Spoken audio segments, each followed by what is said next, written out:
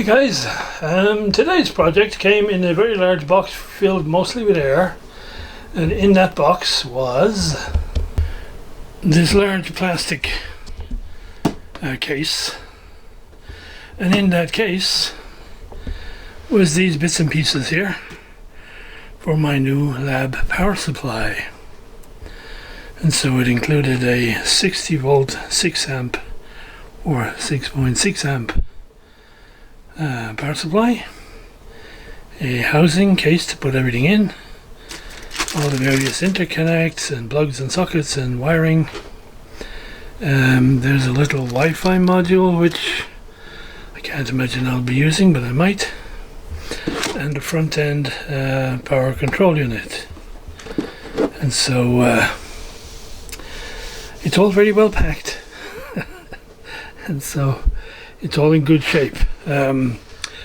One curious thing I'll just quickly mention at this point: when I buy stuff online that is related to AC power or DC stuff, I am usually a little nervous about getting stuff directly from the Middle Kingdom, and so I kind of prefer to get stuff more locally, so that if they source it from the Middle Kingdom, hopefully they've done a bit of QA along the way and it reduces the risk.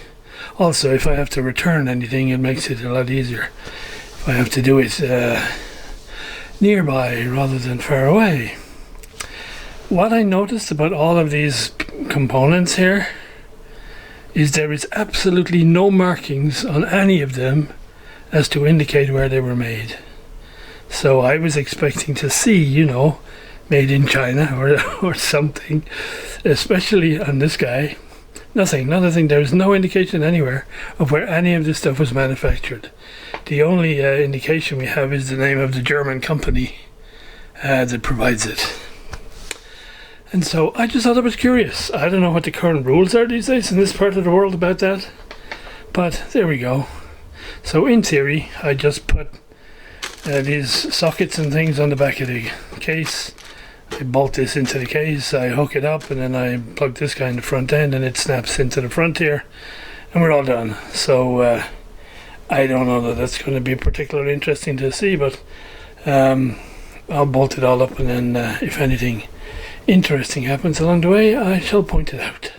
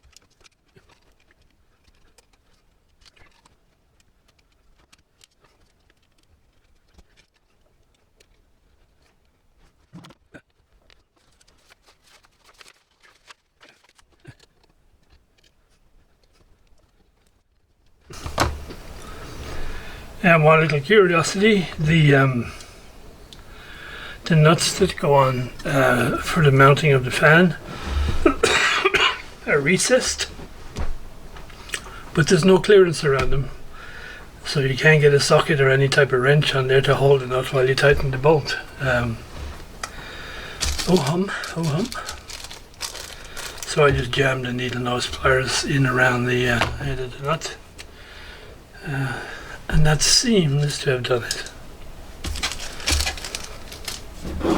So step one, fan, AC, a switch.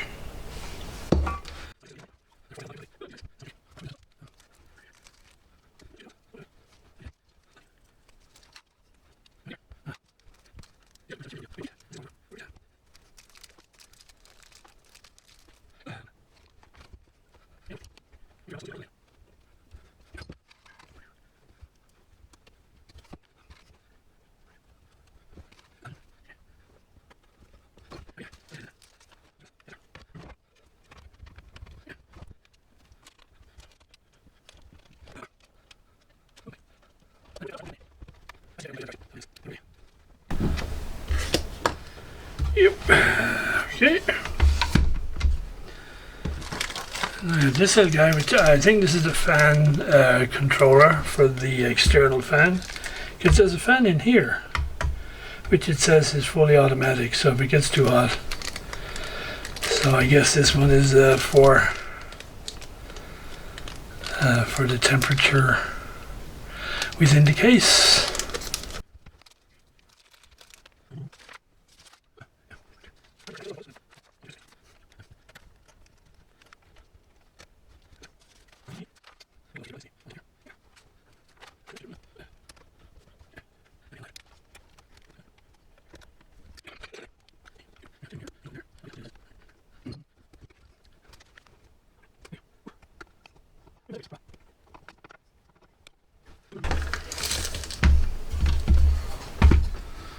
So, front end wired up. Is the receptacle on off switch. Going to the input of the power supply. And the only output so far is the fan. So this output here will undoubtedly go to the controller box thingy.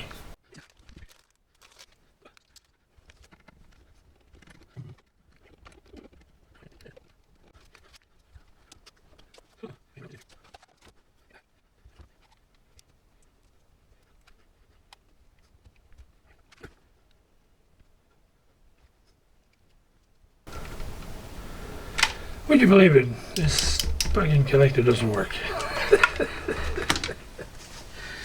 And it's thread stripped inside, or it's busted, it won't go together. Bah!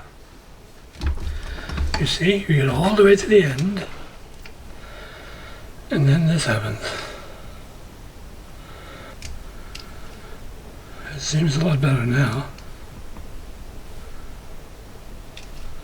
I'm not sure what the problem was there.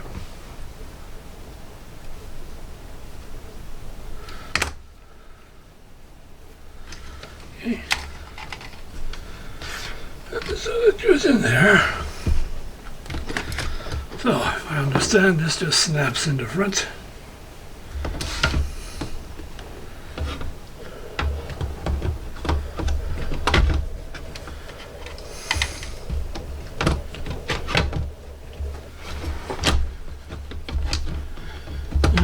We may have the same problem we have with the switch, in that it's a zero tolerance fit.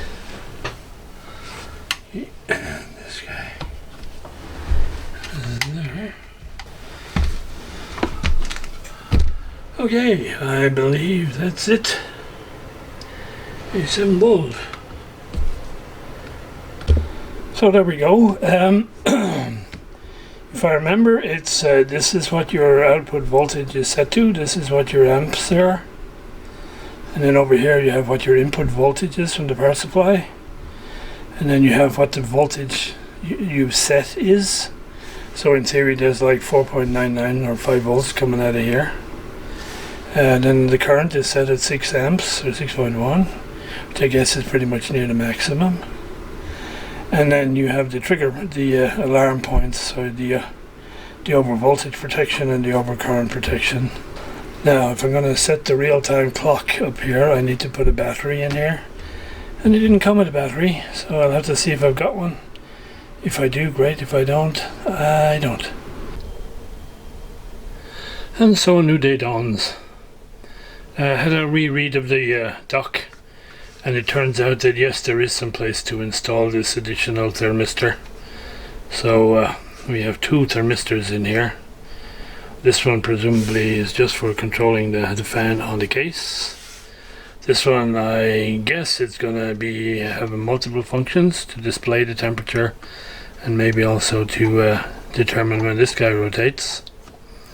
And of course this guy in here has his own temperature control. So I have 3 fans in here, which if they're all blowing at the same time might be rather noisy. We shall have to see. Okay, time to box it up and hook something up to it and see how we go.